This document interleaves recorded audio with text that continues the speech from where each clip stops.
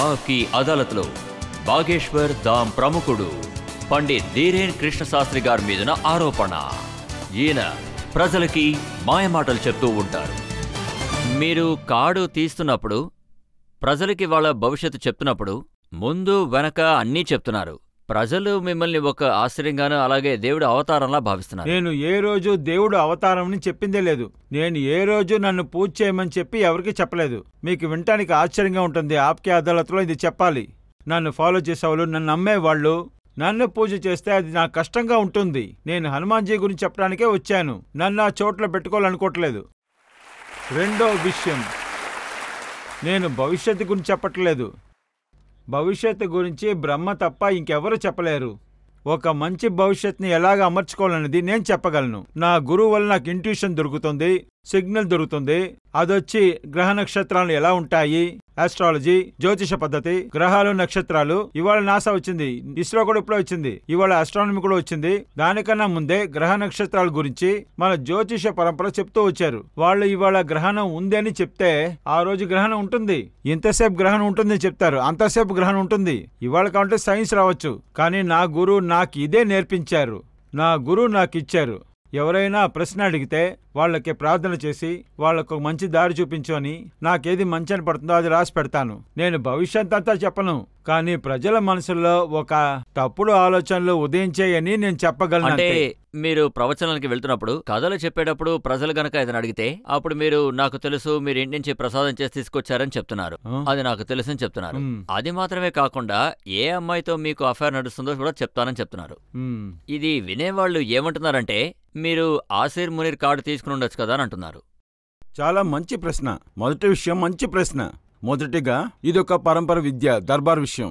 ఇదొచ్చి మన పూర్వీకుల దగ్గర నుంచి వచ్చింది. మా తాతయ్య కూడా ఇదే చేశారు, మా నాన్న కూడా ఇదే చేశారు. అదేంటంటే పిల్లలు స్కూల్కి వెళ్ళేటప్పుడు డ్రెస్ వేసుకెళ్తారు, పోలీసు వాళ్ళు యూనిఫామ్ వేసుకొస్తారు. అదే విధంగా దర్బార్లో కూర్చున్నప్పుడు నా గురువు ఉన్న చోట్లో నేను కూర్చుని ఆహ్వానం చేస్తాను. కొన్ని సిగ్నల్స్ నాకు తెలుస్తాయి. 24 గంటలు ఎవరి వల్ల భవిష్యత్తు చెప్పలేరు. వేరే ఏ శక్తితోనూ కనెక్ట్ లోనూ ఉండలేరు. అలా ఉంటే పిచ్చి పడుతుంది. మనం అప్పుడప్పుడు ఆ సిగ్నల్ వింటేనే పిచ్చెక్కుతుంది కదా. మనం అక్కడ కూర్చున్నప్పుడు ఒక ఉద్వేగం వస్తుంది, దాంతోనే మాట్లాడతాను. ఒకవేళ ఎవరైనా దర్బార్కి వచ్చి ఒక చీటి తీయమని చెప్తే నాకు ఆ ప్రార్థనలో ఏమనిపిస్తుందో అది చెప్తాను. సిగ్గుపడకుండా చెప్తాను, ఏది దాచను కూడా. ఇప్పుడు మీరు చెప్తారు మీ చోటే కదా, మీ గురించి మీరు చెప్పచ్చుగా. అదేంటంటే ప్రశ్న అడిగే వాళ్ళ సంబంధించే నేను చెప్తాను. ఎవరైనా నన్ను ప్రశ్నలు అడిగితే వాళ్ళకి దారి చూపిస్తా. చూడండి, దేవుడి దయ వల్ల అది నిజంగా జరుగుతుంది. అలా మాట్లాడే వాళ్ళు ఏమంటున్నారంటే పెహల్గాంలో దాడి జరిగింది, బాబా ఎందుకు కార్డు తీయలేదని అంటున్నారు. హిందువుల్ని వాళ్ళ జాతి అడిగి మతం అడిగి మరీ కాల్చి చంపారు. అప్పుడు బాబా ఎక్కడున్నారు? ప్లేన్ క్రాష్ అయింది, ట్రైన్ గుద్దుకుంది, అప్పుడు బాబా సీట్ ఎక్కడ పోయింది? ఇదంతా చదువుతున్నాను. ఇలా చాలా ప్రశ్నలు వస్తాయి. నేను ఈ ప్రోగ్రాం మూలంగా అందరికీ సమాధానం వివరంగా చెప్తాను.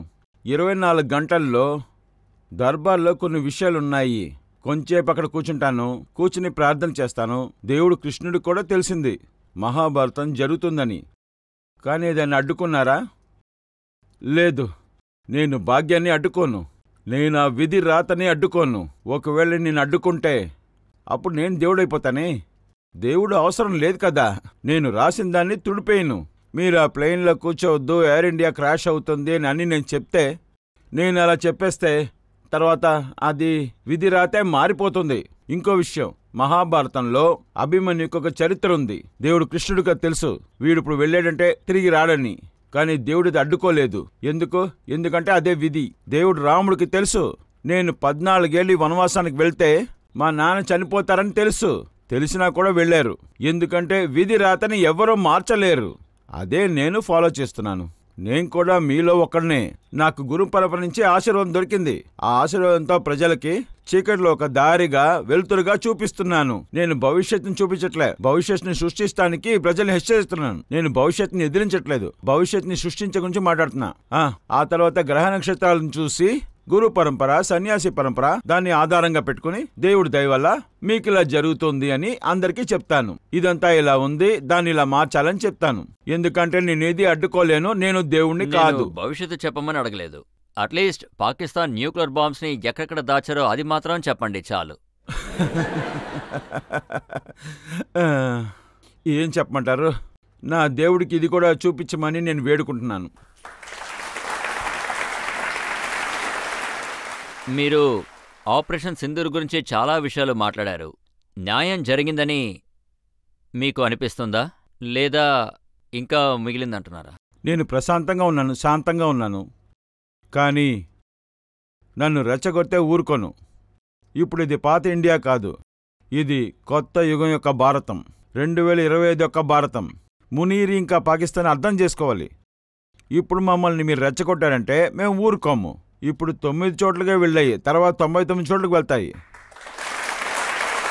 ఇంకో విషయం, ఒక కవి చాలా బాగా చెప్పాడు, అది అందరికీ బాగా యూస్ అవుతుంది. పాకిస్తాన్తో మనం మాటలు పెట్టుకున్నామంటే, పాకిస్తాన్ ప్రజల్ని మన ముందు కూర్చోబెడితే, లేకపోతే అక్కడున్న పిఎం అయినా పర్వాలేదు, వాళ్ళకి చెప్పాలి యుద్ధం ప్రారంభిద్దామని. కానీ ఈసారి యుద్ధం బుల్లెట్లో మిసైల్సో కాదు, మన దేశ అభివృద్ధి యొక్క యుద్ధం.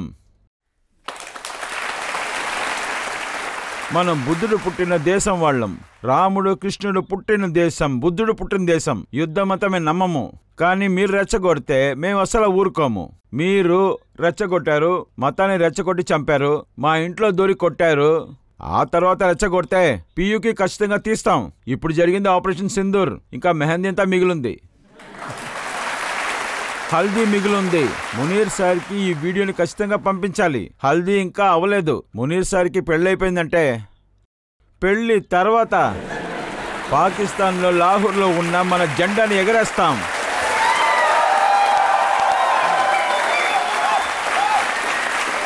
ఎందుకంటే దేశంలో చూసారంటే, ఈ దేశంలో 2 హీరోలు ఉన్నారు. పొలంలో నించిన రైతు, బార్డర్లో నించిన సిపాయి. దాంతో ఐఎమ్ ప్రౌడ్ ఆఫ్ యూ. ఇది తలుచుకుని నాకు చాలా గర్వంగా ఉంది. నేను ఈ భారతానికి చెందినవాడిని. మన దేశం యొక్క ఆర్మీ జీతం కోసం ఆర్మీలో చేరలేదు, మన దేశాన్ని కాపాడటానికి కోసం ఆర్మీలో చేరుతున్నారు. మళ్ళీ పాకిస్తాన్ వచ్చి మనల్ని ముట్టుకుంటే ఇప్పుడు ప్రశాంతంగా ఉన్నాం. ఎందుకంటే మేము వచ్చి నిజమైన భక్తితో ఈ దేశాన్ని కొలుస్తున్నాం. ఇప్పుడు ప్రశాంతంగా ఉన్నాం. ప్రశాంతంగా ఉన్నామంటే మేము పిరికోళ్ళం కాదు. కొంతమందిని లోటుగా చెప్తున్నారు. ఆపరేషన్ పేరు సింధూర్ అని ఎందుకు పెట్టారు? సింధూర్ అంటే చాలా మంది తీవ్రవాదులు చనిపోయారు. ఆపరేషన్ మహాదేవ్ ఎందుకు పెట్టారు? ఇవన్నీ హిందూ ధర్మానికి సంబంధించిన మాటలు అంటున్నారు. ఈ దేశంలో కొంతమంది గాడిదలు ఉన్నారు. వాళ్ళు కడుపు ఎప్పుడూ మండుతూనే ఉంటుంది, అదే వాళ్ళ సమస్య. కొన్ని సమయాలు బాబా పేరు చెప్తారు, కొన్ని సమయాలు బుజ్జి అద్దాల గురించి మాట్లాడతారు, ఆర్మీ గురించి మాట్లాడతారు, ఆపరేషన్ సింధూర్ మాట్లాడతారు, ఆపరేషన్ మహాదేవ్ గురించి మాట్లాడతారు. ఈ సింధూర్ ఆపరేషన్ పేరు పెట్టడంలో ఎలాంటి తప్పు లేదు. ఈ దేశంలో గా అంటే గణేష్ అని చెప్తారు. కొంతమంది కడుపు మంటతో ఇది సామాజిక వాదం, గా అంటే గాడిదని చెప్పారు. వాళ్ళు ఇలా పదాలు మార్చడం వల్లనే పెరిగే పిల్లలు కూడా ఇలా నేర్చుకుంటున్నారు. ఎవరు గా అని గాడిద అంటున్నారో వాళ్ళు మాట్లాడుతున్నారు. ఆపరేషన్ సింధూర్ని పేరు పెట్టకూడదని. ఒక విషయం నాకు అర్థమైంది, ఇది కొంతమంది కడుపు మంట. అలాంటి వాళ్ళందరూ త్వరలో లాహోర్కి షిఫ్ట్ అయితే మంచిది.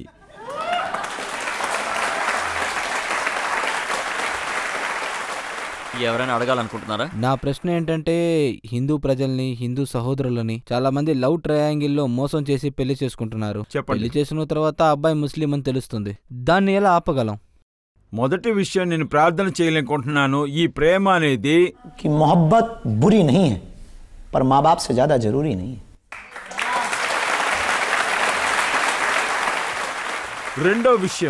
రెండో విషయం కూడా మిమ్మల్ని వేడుకుంటున్నాను. ప్రేమించడం తప్పు కాదు. ఈ దేశంలో చాలా మోసం జరుగుతున్నాయి. కొంతమంది అమ్మాయిలకి ఇలాంటి వాళ్ళంటే చాలా నచ్చుతారు. పోయినసారి ఒక స్టేట్మెంట్ ఇచ్చాను, అది చాలా కాంట్రవర్సీ అయింది. అది చాలా పునీతమైన స్టేట్మెంట్. నేను ఏ మతానికి విరోధం కాదు. నేను రస్ఖాన్ గీతాలు కూడా చదువుతాను. దేశభక్తి అని వస్తే అబ్దుల్ కలాంకి సెల్యూట్ చేస్తాను. కానీ లవ్ జిహాద్, ల్యాండ్ జిహాద్, మూత్ర జిహాద్, ఊసే జిహాద్, దీన్ని ఎదిరిస్తాను. అందుకే నేను ప్రజల యొక్క టార్గెట్లో ఉన్నాను. ఏదైనా నేరుగా మాట్లాడతాను, నిజం చెప్తాను. అందువల్ల ఆడవాళ్ళు నేను అడుగుతున్నాను, నా ఒంట్లో ప్రాణాలు ఉన్నంత వరకు ఈ అలవాట్లు మాందు. హిందుత్వం, హిందుస్థాన్ కోసం జీవిస్తా. నేను ఆడవాళ్ళని అడుగుతున్నాను, बेटियों तुम लक्ष्मी बन, तुम दुर्गा बन, तुम काली बन, पर हिंदू बेटियों कभी ना बुर्के बाली बन.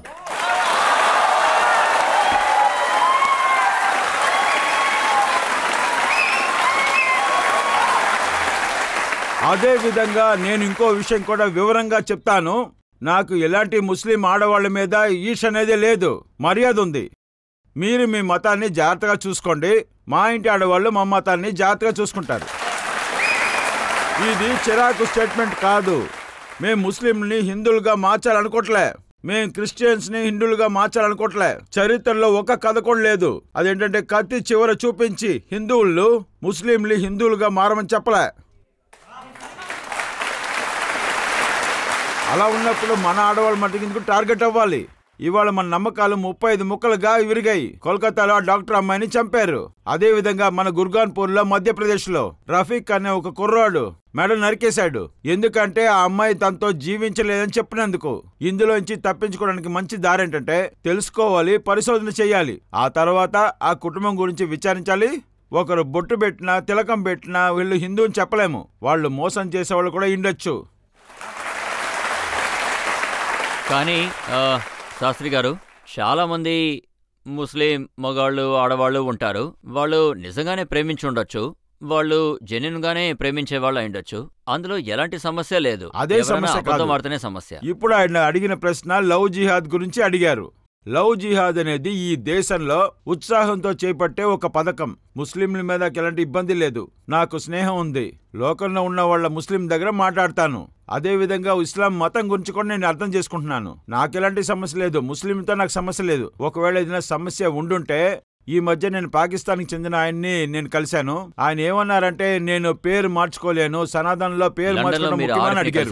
అవును, లండన్ లో ఆరిఫ్ ని మీట్ అయ్యాను. లండన్ లో పార్లమెంట్ ప్రోగ్రామ్ లో ఆయన కలిశాను. నేను పేరు మార్చుకోలేని చెప్పారు. పిల్లలకి సమస్య వస్తుంది, డాక్యుమెంట్ సమస్య వస్తుంది, నేను హిందూగా మారలేని చెప్పారు. నేను చెప్పాను ఆయనకి పేరు మార్చాల్సిన అవసరం లేదు, ఇంజన్ మారితే చాలు, పాతది కూడా ఓకే అన్నాను. అవును, మన పేరు కాదు చేష్టల్లోనే గమనిస్తాం. ఎందుకంటే మన ఆలోచన వేరు. ఆలోచనలు ఉండే వసుదేవ కుటుంబానికి చెందిన వారు. ఈ దేశం స్వతంత్రం రావడానికి ముస్లింల యొక్క భాగం కూడా ఉండింది, క్రైస్తవుల భాగం కూడా ఉండింది. ఇంప్రెషన్ ఎలా ఉందంటే మీరు ముస్లింలకి శత్రువుగాను వాళ్ళ గురించి తప్పుడు విషయాలు చెప్తున్నట్టు మాట్లాడుకుంటున్నారు. అలా అంతా ఏం లేదు, కావాలనే ప్రాపగండా తయారు చేశారు. ముస్లింలోనే కొంతమంది చేశారు. నన్ను వాళ్ళు శత్రువుగా అనుకుంటున్నారు. నిజం చెప్పాలంటే నేను వాళ్ళు మంచి కోరినట్టు ఎవరు కోరుకోరు. నేను ముస్లింలకి మంచి కోరుకుంటున్నాను. మీరు బాగుంటే అందరూ బాగుంటారు. నేను ముస్లింకి మంచే కోరుకుంటున్నా. ఈ దేశంలో హిందూ ముస్లిం అనేది ఉండకూడదు. నేను ముస్లిం యొక్క మంచిని కోరుకుంటున్నా. ఈ దేశంలో హిందూ ముస్లిం గొడవ ఉండకూడదు, గుడి మసూది గొడవ ఉండకూడదు. ఎందుకంటే ఈ దేశం నేను మంచి కోరుకుంటున్నాను. ప్రేమగా ఉండు, మర్యాదతో ఉండు, ముందుండేలాగే ఉండండి. కానీ ఒకటి, నేను టెర్రరిజం ని ఎదిరిస్తున్నాను. అవును, నేను లవ్ జిహాద్ ని ఎదిరిస్తున్నాను, ల్యాండ్ జిహాద్ కి ఎదిరిస్తున్నాను, మూత్ర జిహాద్ ని ఎదిరిస్తున్నాను. అది హిందువులైనా సరే, ముస్లింలైనా సరే, క్రైస్తవులైనా సరే, ఎవరైనా సరే, నేను గజో హిందూని ఎదిరిస్తున్నాను. మీరు అడగాలనుకుంటున్నారా? నా ప్రశ్న ఏంటంటే ఇప్పుడున్న ఆ యంగ్ జనరేషన్ ఎప్పుడు కన్ఫ్యూజన్ స్ట్రెస్లో ఉంటున్నారు. మనం ఏ దేవుణ్ణి పెద్దగా భావించాలి? మన హిందూ ధర్మంలో చాలా దేవుళ్ళున్నారు. అదేంటంటే వినాయకుడు పెద్ద దేవుడా, ఇంకా శివుడు పెద్ద దేవుడా, లేదా హనుమాను పెద్ద దేవుడా? సో ఇలాంటి యంగ్ జనరేషన్ కి మీరు ఎలాంటి మెసేజ్ ఇవ్వబోతున్నారు? చూడండి మేడం, ఒక కొట్టుకి నగలు కొనటానికి ఒకరు వెళ్ళారు. ఆయన గోల్డ్ రింగు కొన్నారు, గోల్డ్ బ్రేస్లెట్ కొన్నారు, తాళిని కూడా గోల్డ్లోనే కొన్నారు, దాంతో ఉంగరం కూడా గోల్డ్లో కొన్నారు. ఆ నాలుగిటిని కొట్టోడు ముందు పెట్టి ఆయన ప్రశ్న అడిగారు, దీంట్లో పెద్ద బంగారం ఏదని. ఏది పెద్దది కాదు, అన్నీ సమమైనదే. మట్టి పాత్రం కుండ కూడా అవుతుంది, మట్టి ప్లేట్ అవుతుంది, మట్టి కుండ కూడా అవుతుంది. బంగారం వచ్చి అందమైన పువ్వు అవుతుంది, బంగారంలో బ్రేస్లెట్ అవుతుంది. బంగారం ఎప్పుడు బంగారమే, మట్టి ఎప్పుడు మట్టిగానే ఉంటుంది. అదే విధంగా మీరు కృష్ణుడు పూజ చేసినా సరే, భగవంతుడు రాముడిని పూజ చేసినా సరే, రాధారాణిని పూజ చేసినా సరే, లేక హనుమాన్ని పూజ చేసినా సరే, శివుణ్ణి పూజించినా సరే, రావి చెట్టు మీద ఏ కొమ్మ మీద ఎక్కినా సరే రావి చెట్టుకే వెళ్ళి చేరతాం.